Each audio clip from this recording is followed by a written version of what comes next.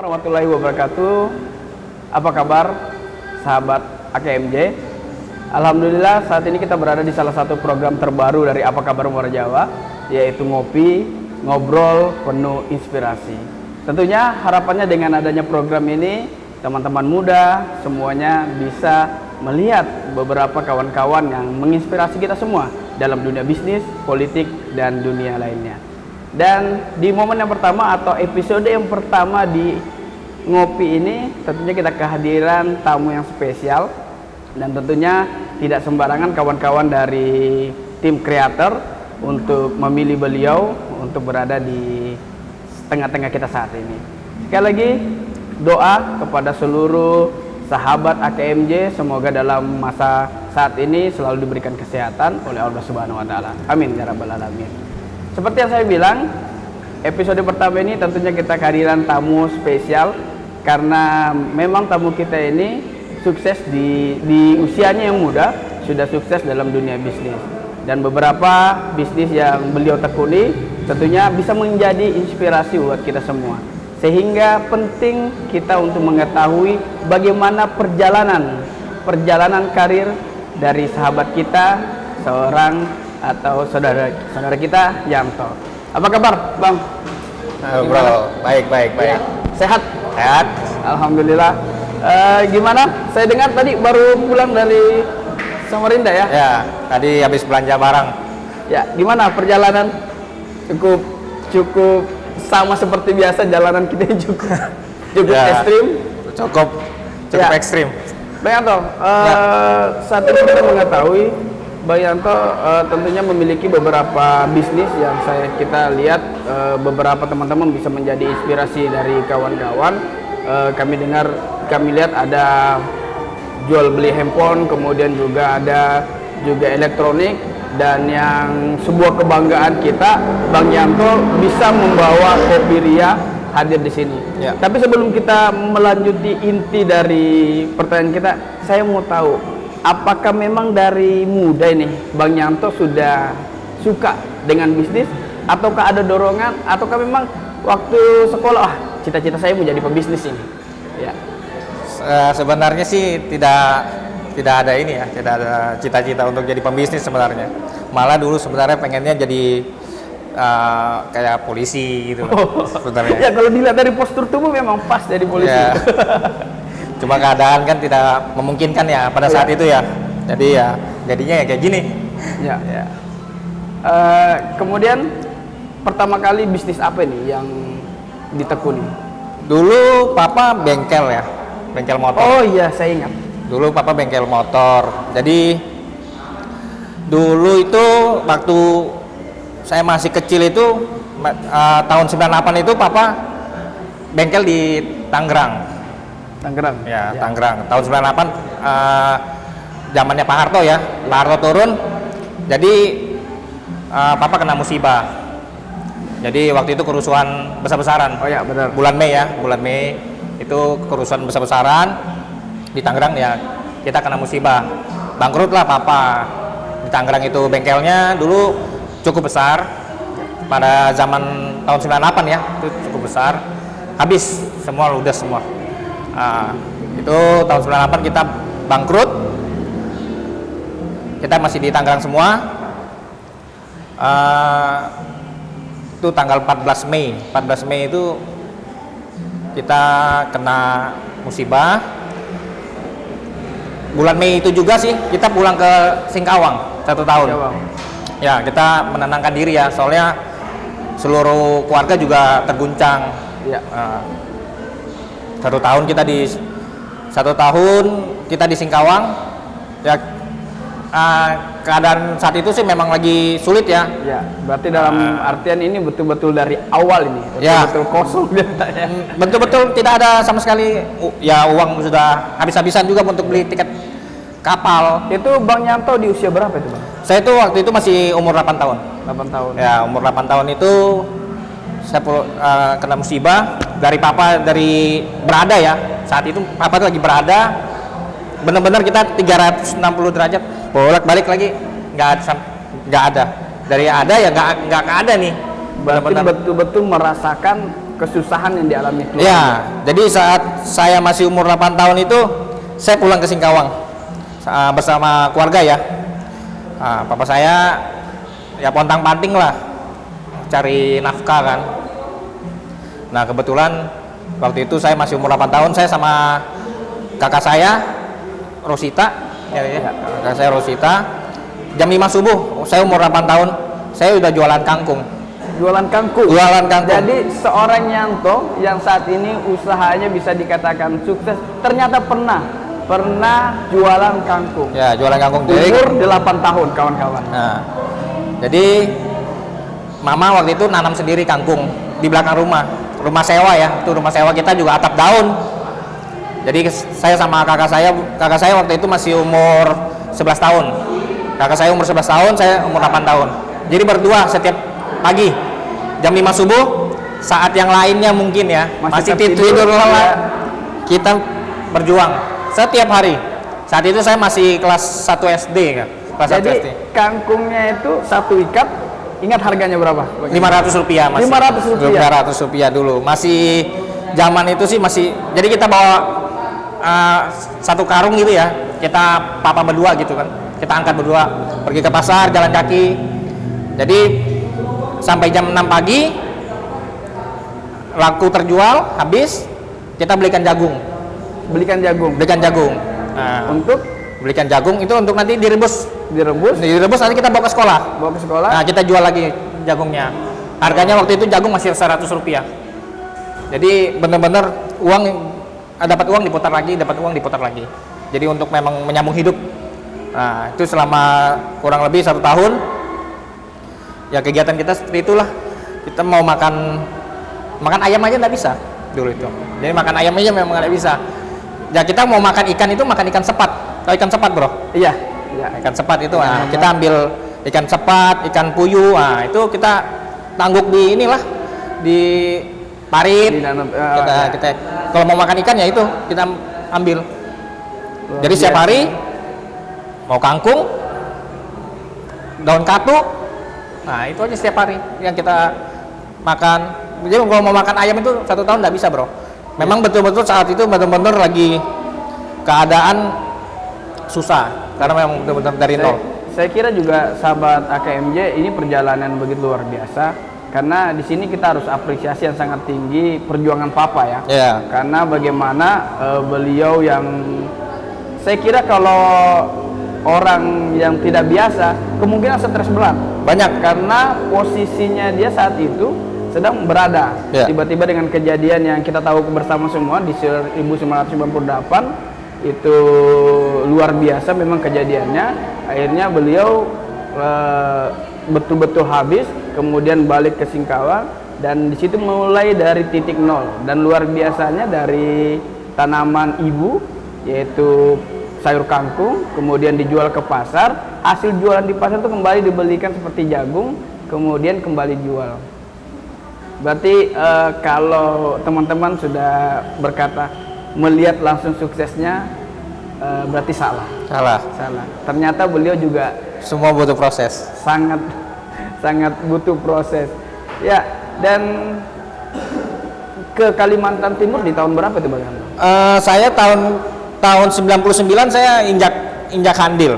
Langsung ke Handil. Ya, jadi papa saya di Singkawang itu cuma 3 bulan.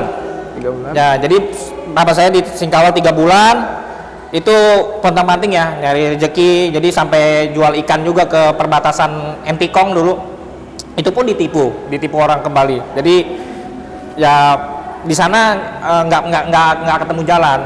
Jadi papa berusaha bagaimana caranya supaya bisa merubah nasib lah. Jadi kita ditinggal. Jadi papa berangkat duluan. Waktu itu papa itu ke Banjarmasin dulu dia. Ke Banjarmasin. Banjarmasin dulu kapalnya ke Banjarmasin, baru sampai ke Handil. Berapa lama terpisah dengan papa itu?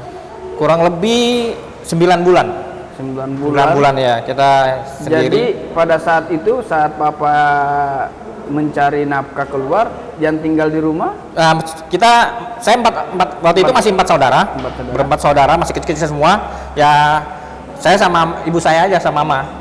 Nah, jadi benar-benar ya jadi Wonder Woman lah mama ini. Wonder Woman. Benar-benar Sekaligus dibantu Bang Yanto ya. ya sama kita semua saling bahu membahu gitu bro. Jadi mama ya jadi kerja sama orang lain juga, jadi ya pembantu juga, ikut orang jualan nasi apa segala macam, apa bisa dikerja asal halal ya, kita bisa kerjain semua.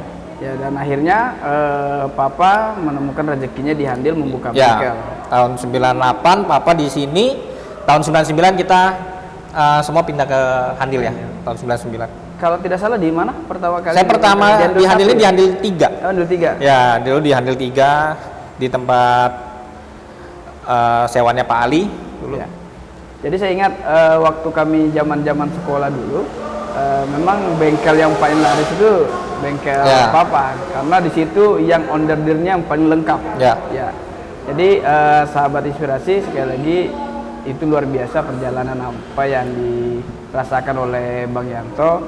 Tentunya ada garis besar yang bisa kita ambil bersama, bahwasanya ketika kita terpuruk jangan pernah menyerah, jangan pernah merasa inilah akhir segalanya, tapi terus berusaha. Dan alhamdulillah saat ini kita bisa lihat bersama bagaimana bisnis keluarga yang dibangun bisa kita lihat nyata di Kecamatan Muara Jawa saat ini. Ya, seperti yang kita ketahui bersama, memang Papa memang jiwanya ada di dunia otomotif, Ya. khususnya di bengkel.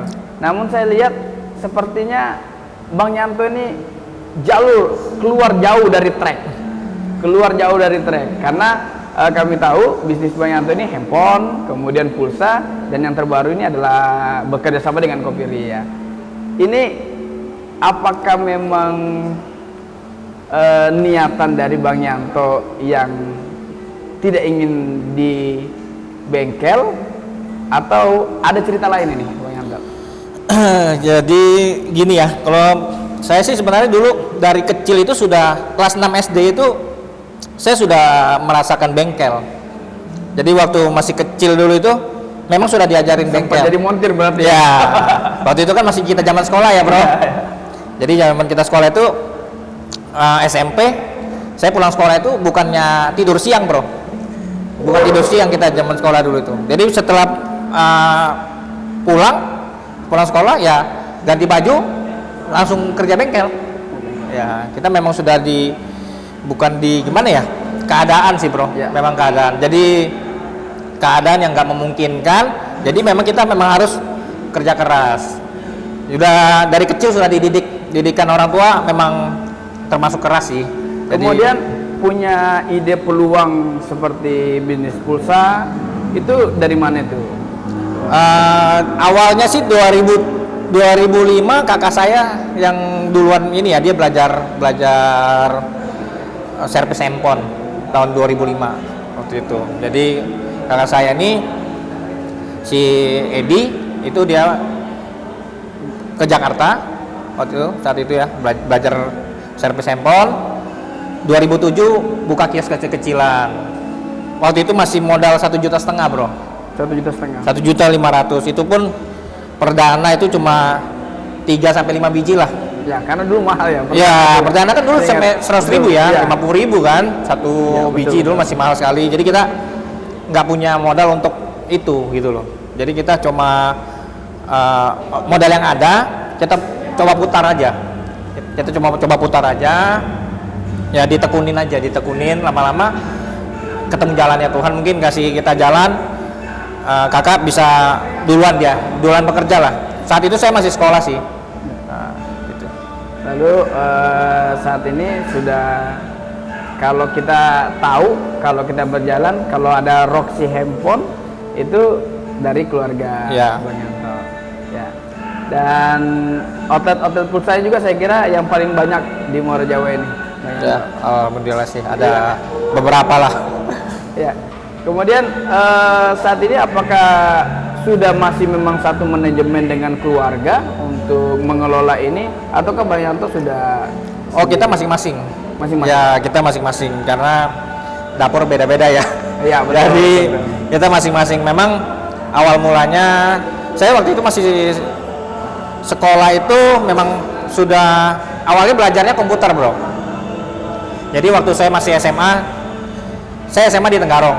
SMA Tenggarong. Ya SMA 3 Tenggarong ya. Oh berarti SMA unggulan saat ini. Ya. Wah, luar biasa. Waktu itu saya. Berarti akademik dari Bang Yanto ini pasti juga terbaik. Jadi saya dulu SMA 3. Jadi saat itu masih sekolah itu saya sudah memang berpikir pengen punya peluang apa gitu loh. Pengen apa sih yang bisa kita kerjakan ke depan untuk masa depan gitu loh bro. Iya. Jadi saya di Tenggarong, setiap minggu tuh saya ke Samarinda bro. Balik ke Samarinda? Ya, saya belajar. Saya ikut orang belajar komputer. Ikut servis komputer. Dulu masih zaman warnet. Warnet masih ya, warnet masih rame-rame. Rame-ramenya dulu ya. Iya. Nah, jadi itu kita belajar setting warnet, kabelannya itu kita pasang. Itu masih zaman-zamannya dulu tuh. Nah, itu kita belajar setiap minggu. Setiap minggu kita belajar. Ini otodidak, bro, belajar. Kita ikut orang aja, ikut belajar lama-lama sudah mau lulus sekolah, sebenarnya pengen kuliah. Ya. Sebenarnya pengen kuliah. Waktu itu kita ada jalur PBUD ya. Ya betul. Jalur PBUD ke Unmul waktu itu. Nah kebetulan sih masih masuk 10 besar lah. Jadi nggak perlu tes, SNMPTN kita bisa masuk sebenarnya. Cuma saat itu kondisi keuangan papa juga mungkin lagi kayaknya nggak mampu lah kayaknya ya. Jadi untuk kuliah, ya. Saya juga berpikir 4,5 tahun lagi untuk 4,5 tahun ini mungkin yang paling cepat ya mungkin ya. 4 tahun atau 3,5 tahun bisa selesaikan kuliah. Mungkin saya berpikir itu berat untuk membebani lagi orang tua gitu loh. Ya. Jadi saya putuskan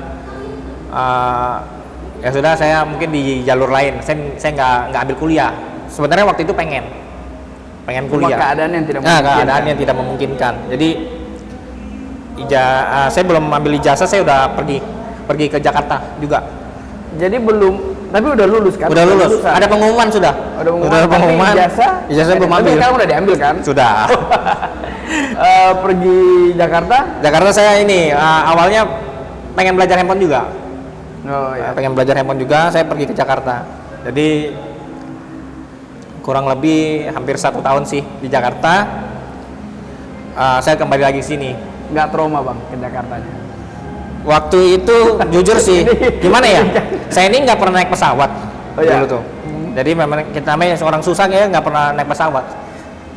Ke sana nggak ada yang ngantar. Sendiri. Waktu itu 2010. Berangkat sendiri ke Jakarta. Di Bandara Soekarno-Hatta nggak ada yang jemput. Ini pertama kali naik pesawat sendiri, pasti juga di bandara itu kan banyak lorong-lorongnya juga ya. Ya. Udah pokoknya pede-pede aja. Ya nekat aja sih. Nekat aja. Sampai di sana juga tidak ada yang jemput. Nggak ada yang jemput. Kita cuma dikasih alamat aja.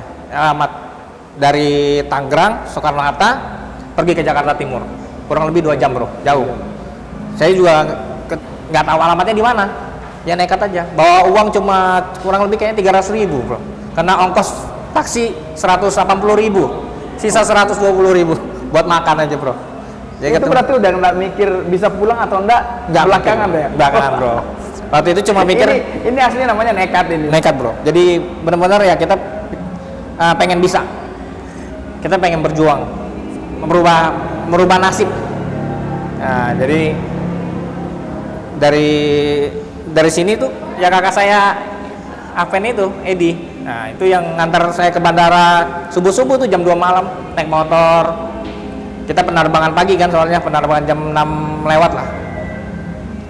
Jadi waktu sampai di Jakarta kan abang termasuk yang merasakan tragedi yang pada itu. Ya. Ada trauma-trauma atau hanya sekedar kenangan atau trauma sih memotivasi malah? Trauma sih enggak, cuma mungkin saat itu saya masih kecil ya. Jadi kalau dibilang trauma sih mungkin enggak ya, karena kita mungkin udah bisa ikhlas ya. Ya. Karena berjalannya waktu kan. Mungkin kalau jadi cuma kaget aja gitu loh. Oh Jakarta. Akhirnya aku bisa ngindak Jakarta. Ya, maksudnya takjub gitu loh. Kita lihat Jakarta maju sekali gitu ya kan. Sedangkan kita ini dari kampung kita nggak tahu apa-apa gitu loh. Jadi kita ke Jakarta, kita lihat gedung-gedung tinggi segala macam gitu ya. Ya kita kaget aja sih, kaget. Oh, Jakarta udah benar-benar ini berubah gitu loh. Nah, jadi kita ini maksudnya flashback, ingat dulu kita Jakarta kayak gini udah berubah gitu loh. Jadi udah nggak mungkin ingat lah udah. Jadi sampai di Jakarta, kemudian kursus handphone ya? Kursus handphone. Kursus handphone berapa lama pada saat itu? Kursus handphone waktu itu kurang lebih hampir 1 tahun sih. Hampir 1 tahun ya, hampir 1 tahun. Cukup uangnya yang sisa 100 tadi? Ya sambil kerja bro. Jadi niatnya mau kursus handphone, malah kita yang ngajarin orang di sana. Oh gitu? Iya, jadi saya ini kan waktu itu mau ke sana mau belajar hardware. Ya. Belajar mesin ya, hardware kan. Ya. Kebetulan saya software sudah bisa. Gitu loh. Jadi malah di sana hardware yang nggak jadi malah ngajarin software Ya. di sana. Kebetulan ketemu sama guru saya lihat software saya lumayan nih. Saat pada zaman itu masih zaman Nokia tuh, masih zaman Nokia kan. Jadi saya diangkat jadi guru pembimbing juga gitu loh. Jadi sambil kerja, sambil dapat uang ya menyambung hidup lah bro. Gitu. Iya, jadi sangat luar biasa dan juga kutipan yang sangat menarik saya lihat dari Bang Yanto, satu kata-kata yang sampai membuat saya merinding adalah ketika beliau memang jadi pejuang. Dalam artian kita harus berjuang karena tidak mungkin kita pasrah dengan kehidupan ini. Benar. Pasti kita harus berjuang agar kita mendapatkan hidup yang lebih baik. Bang Yanto, kita lihat bisnis saya kira sudah jalan, handphone, kemudian ini saat ini bekerja sama dengan Kopiria. Ada tantangan enggak? Ada rintangan atau pernah enggak mengalami kesusahan saat era ini? Ya, saya mulai usaha counter itu pertama 2010 ya. 2010 saya pertama kali buka usaha sendiri bro. Jadi saat itu kita coba buka sendiri dengan modal pas-pasan juga. bisa sewa tempat ya, kita coba jalanin pelan-pelan. Waktu itu masih zamannya batu bara ya, masih bagus lah, masih pembeli masih oke lah ya. Tapi di saat sudah tahun 2013 itu kan batu bara sudah mulai drop ya bro ya. Nah, dan situ. Di zamannya itu 2014 kemudian selanjutnya kan banyak counter-counter besar nih yang kita tahu namanya ya. Malah sampai sekarang ini udah tutup dan saya lihat abang saat ini masih bertahan ya. Dan tentunya mungkin ada resep yang bisa dibagikan ke sahabat inspirasi semua bagaimana membangun bisnis yang mungkin bisa naik tentunya juga bisa turun. Nah pada saat turun ini menyikapinya seperti apa? Untuk ya namanya kita juga sudah berjuang lama ya. Kita udah bergelut di dunia handphone ini sudah bisa dibilang sudah 10 tahun lebih ya. Ya pasti asam garamnya juga udah banyak di dunia handphone juga. Intinya sih satu sih, sabar. Siap. Semua pasti ada masanya. Kita cuma bisa sabar aja. Semua pasti nanti bisa up lagi gitu. Ya. Betul. Jadi satu poin lagi dari Bang Yanto yaitu sabar. Karena memang beberapa sahabat inspirasi memang yang terjadi kurang sabar karena beberapa teman saya lihat ketika mungkin buka usaha yang lagi rame-ramenya buka tapi sebentar lagi tutup, mungkin betul tingkat kesabarannya memang harus turun. Baik saudara atau sahabat inspirasi, sahabat ngopi dimanapun berada, dan tentunya kita ingin mengetahui sosok inspirasi dari Bang Yanto sendiri itu siapa? Apakah ada sosok orang yang diidolakan atau bisa dari keluarga, mungkin bisa juga dari orang lain? Yang kami mau tahu mengidolakan atau menginspirasi beliau, kenapa bisa sampai terinspirasi oleh sosok ini? Silakan Bang Yanto. Ya, mungkin kalau sosok inspirasi ini sebenarnya saya nggak jauh-jauh sebenarnya. inspirasi saya sih sebenarnya papa saya sendiri. Ya. Saya nggak jauh-jauh lihat orang lain, saya lihat papa saya karena jiwa juangnya tuh sangat tinggi. Di saat tahun 98 itu kena musibah, papa saya tuh pas di seberang tokonya, itu tokonya pas itu lagi dijarah, benar-benar lagi dijarah ribuan orang. Dan dia menyaksikan sendiri di seberang jalan. Jadi saya pernah tanya, "Bah, kok kuat gitu loh? Nggak gila gitu ya kan? Nggak gila. Orang lain itu banyak gila, Pak." Betul. Kalau kita bayangkan, saya aja membayangkan, memang harus punya jiwa yang luar biasa. Iya. Jadi papa saya cuma bilang, keadaan yang nggak bisa bikin kita gila. Karena yang dilihat papa saya anaknya, dia ada anak 4 yang harus masih ditanggung untuk masa depannya gitu. Jadi benar-benar harus kuat mental lah situ. Sebuah jawaban yang saya kira membuat kita terharu, membuat kita melihat bagaimana cinta seorang ayah kepada anaknya. Bang Yanto, Ya. pernahkah atau masih ingatkah pesan yang paling tidak bisa dilupakan yang pernah diucapkan papa ke Bang Yanto? Kalau papa sih paling pesannya kalau kita kerja ya harus sabar. Pertama sabar. Sabar. Ya. 2, jujur. 3, tekun bro. Tekun ya. Jadi 3 pesan ini jangan sampai diabaikan lah. Sabar, jujur, tekun.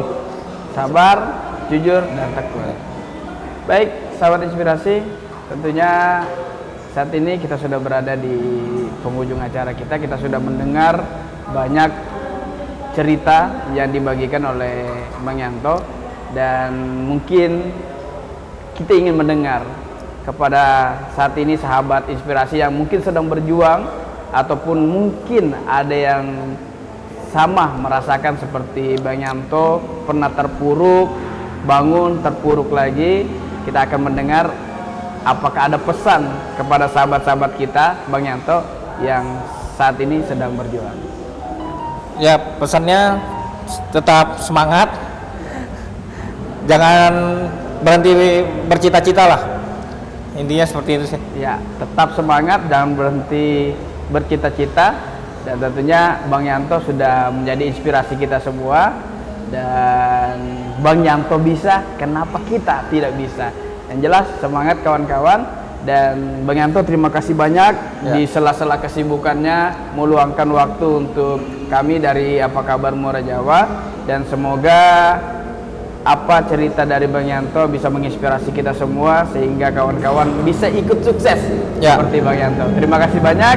Mohon maaf apabila dalam penyampaian kami ada yang kurang berkenan. Saya selaku host atau pembawa acara, Bung BP, berterima kasih banyak kepada seluruh penonton sahabat Apa Kabar Muara Jawa. Kami akhiri. Wassalamualaikum warahmatullahi wabarakatuh.